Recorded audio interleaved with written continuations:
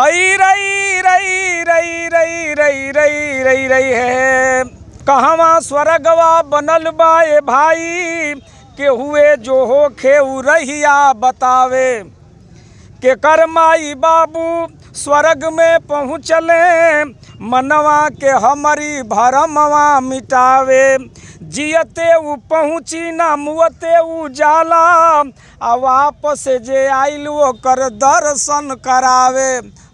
देश का गृह मंत्री है और इस तरीके से एक लहजे में सरासर कह रहा है कि एक ऐसा फैशन अभी आएगा, अम्बेडकर अम्बेडकर अम्बेडकर अम्बेडकर लोग कहेंगे हैं। और इससे बढ़िया तो भगवान श्री राम का नाम लेते तो 7 पीढ़ियाँ स्वर्ग में जाती। तो अब इतना बेशर्मी से नाम जो हमारे भगवान हैं, हमारे महापुरुष हैं, जिनको मैंने भगवान मैं मान रहा हूँ।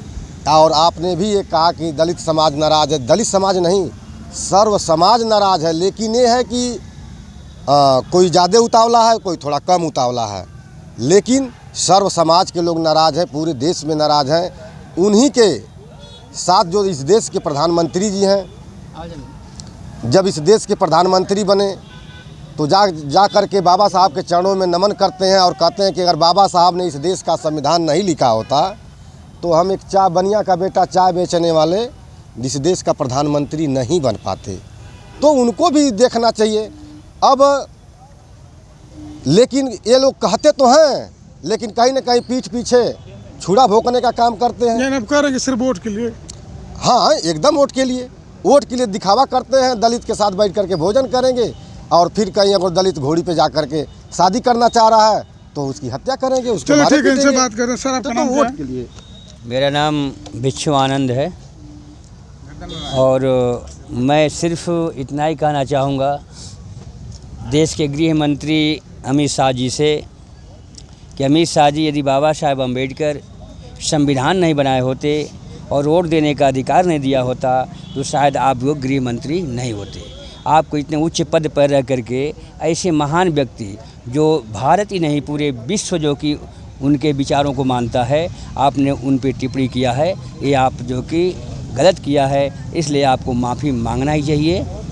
तो सर बहुत सारे लोग तो ये भी कह रहे हैं कि जब बाबा साहब चुनाव लड़े थे तो कांग्रेस ने 2 बार हराया, तो अपमान सबसे ज़्यादा कौन किया है? जी, जितना जो एक कांग्रेस जो है कि सांपनाथ है और बीजेपी जो है नागनाथ है, दोनों जिस देश के मूल निवासियों को डसने का काम किया है और दोनों उसी पात्र में आता है। नौ में कांग्रेस ही नहीं, किसी भी दल के लोग यदि बाबा साहब के ऊपर ऐसी टिप्पणी करेंगे तो उनका हम विरोध करेंगे। क्या जेपी जी, क्या सच में नागनाथ है भाजपा और कांग्रेस?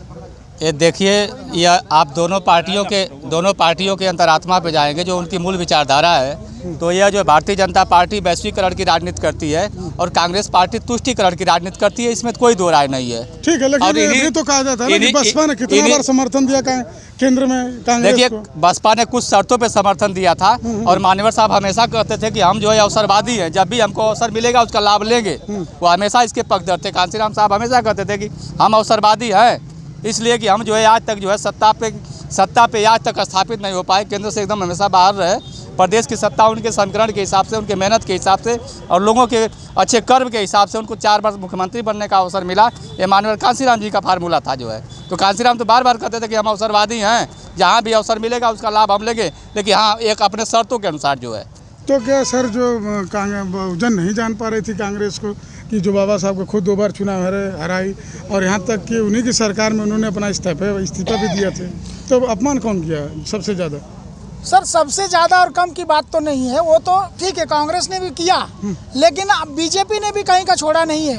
बीजेपी के तो जो भी जितना भी विरोध हुआ गोलवलकर के विचारधाराओं के लोगों ने बाबा साहब का भी किया। उन्होंने तो कई बार उनकी हत्या करने का भी प्रयास किया था बाबा साहब की। तो सवाल यहाँ कांग्रेस और बीजेपी का तो दोनों हमारे लिए दुश्मन है। हम बहुजनों के लिए तो दोनों ही अगर इस तरह से रहते तो हमारी हालात ये नहीं रहती। लेकिन प्रश्न ये मौजूदा स्थिति में यह है कि देश की सबसे उच्च सदन में पार्लियामेंट में गृह मंत्री का इस तरह का बयान आता है और उनके शब्दों में जरा देख लीजिए कि कितना एरोगेंट भरा हुआ है, कितना घमंड भरा हुआ है। अम्बेडकर अम्बेडकर अम्बेडकर अम्बेडकर। अरे ये अनपढ़ लोग और गंवार लोगों को उनका बाबा साहब का नाम लेने लायक नहीं, उनका जूता पोंछने लायक नहीं, उनके पैरों की धूल नहीं और बाबा साहब का नाम लेते हैं। लेकिन भारत रत्न तो भाजपा की सरकार ने दी है।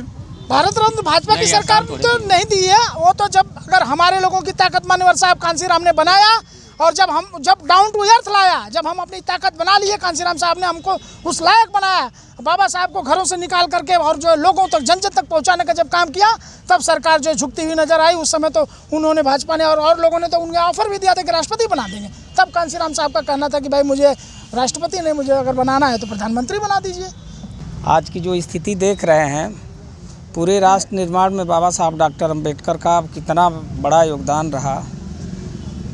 इस भारत को चलाने के लिए जिस संविधान का बाबा साहब डॉक्टर अंबेडकर ने निर्माण किया, दुनिया के संविधानों का अध्ययन करने के बाद बाबा साहब डॉक्टर अंबेडकर ने उस भारत के संविधान का निर्माण किया, जिससे हमारा देश चलता है। और एक संवैधानिक पद पर बैठे हुए माननीय गृह मंत्री जी ने 6 बार अंबेडकर अंबेडकर अंबेडकर अंबेडकर कह करके जो उनका अपमान किया है, उन्होंने भारत ही नहीं अपितु पूरी दुनिया में रहने वाले लोग जो बाबा साहब डॉक्टर अंबेडकर के अनुयायी हैं, वो बहुत ही दुखी हैं। ऐसा नहीं उनको करना चाहिए। जिस महान विभूति के दिए गए संविधान की बदौलत आज वो मेंबर ऑफ पार्लियामेंट संसद भवन में जो गृह मंत्री हैं, उनका इस तरह का बयान आता है। आज एक बच्चा जो है वह भी दुखी है। तो गीत आज उनके अपमान की वजह से आज हम लोग यहाँ इकट्ठा थे कि माननीय अमित शाह जी गृह मंत्री जी माफ़ी मांगे। एक गीत हमने बनाया, एक लाइन की सुना दे रहा हूँ। बालेश्वर चाचा जी जो गीत गाते थे, उसी पर मैंने एक गीत गाया है। मैं समझ रहा हूँ कि ये घबराए हुए लोग हैं और ये लग रहा है इनको कि अब हमारी शासन सत्ता अब हमसे अब दूर होने वाली है, तो इसीलिए इस तरह के बयान वो दे रहे हैं। मैंने एक छोटी सी गीत गाया है जो अभी मेरे चैनल पर अभी छुट्टी है, आज ही प्रयास कर रहा हूँ। आई रई रई रई रई रई रई रई रई है। अमित शाह जी ने कहा कि अंबेडकर कहना फैशन हो गया है। अगर भगवान का नाम लेते तो उनको स्वर्ग मिल जाता। तो इसलिए मैं कह रहा हूँ, अगर वो जानते हैं तो बताएं। कहवा स्वर्गवा बनल बाए भाई, के हुए जो हो खेऊ रहिया बतावे, के करमाई बाबू स्वर्ग में पहुँचले, मनवा के हमारी भरमवा मिटावे, जियते उ पहुँची ना मुअते उ जाला, आ वापस जे आइल वो कर दर्शन करावे। हम माननीय गृह मंत्री जी से पूछा थी कि जे अगर मर गइल बा तो उ गइल तो अबे ना कइल, जे जियत ह आ उ कहिया जाई तो अगर जियते आके बताई लोगन के, जब पता चली तब न जानी कि कहाँ स्वर्ग हो कहाँ नरक हवे। तो यही लिए हम कहते हैं आई रई रई रई रई रई रई रई रई है। अरे मतिया गईली पगलाई, साह तनी खाल दवाई, मतिया गईली पगलाई, साह तनी खाल दवाई, खाल दवाई हो खाल दवाई, खाल दवाई हो खाल दवाई, मतिया गईल पगलाई, साह तनी खाल दवाई। बहुजन समाज को स्वर्ग की बात करते हैं तो बहुजन समाज तो आज जागरूक हो गया। इसीलिए कह रहा हूँ, देला संविधान पूरा बहुजन के स्वर्ग हो, देला संविधान पूरा बहुजन के स्वर्ग हो, बहुजन के स्वर्ग भैया बहुजन के स्वर्ग हो। न हमें कपड़ा पहनने का अधिकार था, न अच्छा भोजन करने का अधिकार था। हमारी ज़िंदगी कैसी थी, कुत्ते बिल्ली से भी बदतर थी। आप लोग जिम्मेवार पर्सन हैं, आप लोग जानते हैं। बाबा साहब ने उस नाली और पोढ़े से उठा करके हमको यहाँ पहुँचाया है, तो ये बहुजन समाज क्यों नहीं तैयार रहेगा। तो इसीलिए कह रहा हूँ कि नाही सब भीम के बुराई, साह तनी खाल दवाई, नाही सब भीम के बुराई, साह तनी खाल दवाई, बहुजन समाज खाला भीम के कमाई, बहुजन समाज खाला भीम के कमाई, भीम के कमाई हो भीम के कमाई। बाबा साहब का नाम हिमालय से भी ऊंचा है, तो अगर आप उनसे ऊंचा बनना चाहते हैं तो देख लीजिए आप भी। इसीलिए कह रहा हूँ कि के नापी भीम के ऊंचाई, साहत निखाल दवाई। के नापी भीम के ऊंचाई, साहत निखाल दवाई। मतिया गईल पगलाई, साहत निखाल दवाई। मैं चाहूँगा कि माननीय गृह मंत्री जी इस भारत देश में ही नहीं पूरी दुनिया में जितने लोग बाबा साहब के अनुयायी हैं उनसे माफ़ी मांगना चाहिए उनको, तभी ये रोष ख़त्म हो सकता है। उनको ज़रूर माफ़ी मांगना चाहिए। जो उस तरह की भाषा का प्रयोग उन्होंने किया है, मैं उसकी घोर भर्त्सना करता हूँ, उसकी घोर निंदा करता हूँ।